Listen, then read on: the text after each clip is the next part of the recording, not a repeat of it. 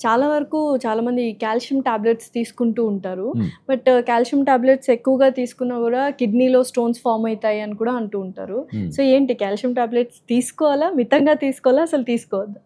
Kidney stones అనేవి వచ్చేది ఏంటంటే ఆక్సలేట్స్. ఓకే. ఆక్సలేట్ అని ఉంటుంది. యాక్చువల్లీ మీరు తీసుకునే కాల్షియం కొన్నిసార్లు మంచిది. కిడ్నీ స్టోన్స్ రాకుండా. ఈ కాల్షియం ఆక్సలేట్ అయ్యి కాంబిన్ అయ్యి దాని తర్వాత chances of stone formation is less. Okay. So ఈ మిత్ చాలా కామన్. మీరు వీలైతే ఇది ఒక్కటే హైలైట్ చేయండి. ఎందుకంటే డెఫినెట్లీ కాల్షియం టాబ్లెట్స్ వేసుకుంటే కిడ్నీ స్టోన్స్ రావు. రావని కాదు, హ్మ్. జాగ్రత్తలు తీసుకుంటే రావు. అంటే ఏం జాగ్రత్తలు తీసుకోవాలి? కాల్షియం వీలైనంత వరకు ఫుడ్తో తీసుకోవాలి. భోజనం తిన్న తర్వాత తీసుకుంటే అబ్జార్ప్షన్ బెటర్.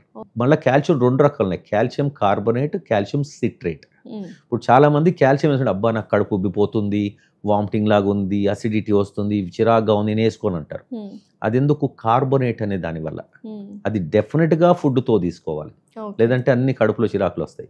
వేరే సిట్రేట్ అని ఉంటుంది, కాల్షియం సిట్రేట్. అది అబ్జార్ప్షన్ బెటర్, కాకపోతే అవైలబిలిటీ తక్కువ. అంటే ఇప్పుడు ఏంటంటే అంటారు, ఇప్పుడు మీరు ఒక ట్యాబ్లెట్ తీసుకుని అనుకోండి, కార్బోనేట్ అయితే ఎక్కువ కాల్షియం ఉంటుంది దాంట్లో, హ్మ్. హ్మ్. సిట్రేట్ తక్కువ ఉంటుంది. బట్ విచ్ ఈస్ బెటర్, అంటే అసలు ఏది తీసుకోకుండా ఇది బెటర్ కదా.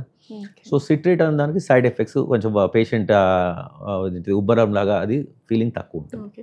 అండ్ తర్వాత ఇప్పుడు మీరు అన్నట్టు కిడ్నీ స్టోన్స్, హ్మ్.